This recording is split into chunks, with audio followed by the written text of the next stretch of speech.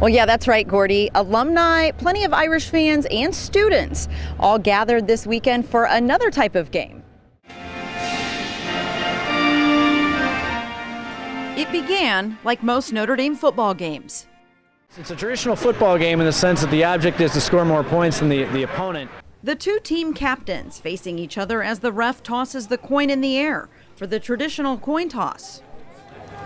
And it looks like Ohio Northern has won the coin toss and elected to receive. Each half is about 10 minutes with a modified running clock. We're trying to get the entire event done in about an hour so the crowd stays engaged. And the Irish kick off. It's a unique kind of football played with remote-controlled robots. The first couple of years we played, it was an inter-squad game. It was the robot blue-gold game before the Notre Dame blue-gold game. And then it became an intercollegiate competition when Ohio Northern University got involved. That was on April 20th, 2012. The two universities played the first ever robotic football game. Notre Dame won the first matchup. Then in 2013, Ohio Northern out of Ada, Ohio, won the second matchup.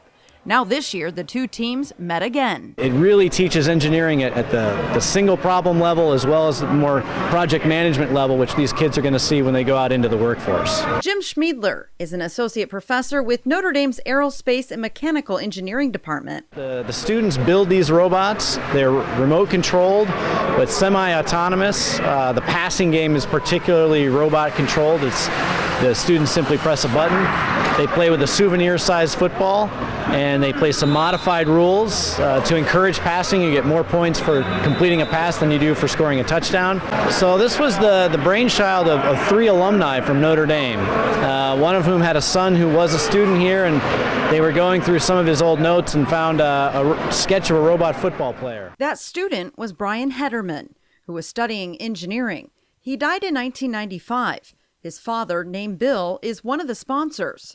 The entire competition and the award plaque were inspired by a drawing that Brian left behind. It's turned out to be a real interesting challenge. There's technical challenges for working on a single robot, and then there's sort of teamwork challenges for building a team of robots, and then there's other challenges for coordinating them in a game like this. When you work on a project for this long, you get involved with it not only on a professional level, but also on a personal level, because you begin to care about your work more than you normally would. Brendan Forte, a sophomore mechanical engineering student, is the president of the Notre Dame robotics football team. This year I began to take more of a leadership role as the president's kind of the job. And I did not only more of the design work, but also a lot more of the administration and getting other people involved. We increased our membership in the club threefold, so we were able to get a lot more people involved. We got the United States Naval Academy involved, Purdue Kokomo, and a few other Purdue schools in the area. It takes several years to get a full team going. About 3 years ago, we started this with just a few robots trying to tag on to the Notre Dame team. 2 years ago, we came here with a full team, and they beat us rather easily. Last year, we won, and then so this is the first time that home field advantage hasn't held. The Polar Bears from Ohio Northern defeated the Fighting Irish on their home field. The Ohio Northern team certainly came through with a passing grade. The Irish students still have some work to do. I think it'd be great if we could have some kind of a league, just because it generates lots of interest. We believe the Naval Academy will build a full team, and we'll have Notre Dame versus Navy in the fall of 2015, probably in conjunction with the Notre Dame Navy football game here in South Bend. It's a great event. I think having kids excited about something going on in engineering is fantastic. Well, this year marked the 6th annual robotic football game. Officials are hoping next year more colleges and universities can compete. Back to you, Gordy, in the studio.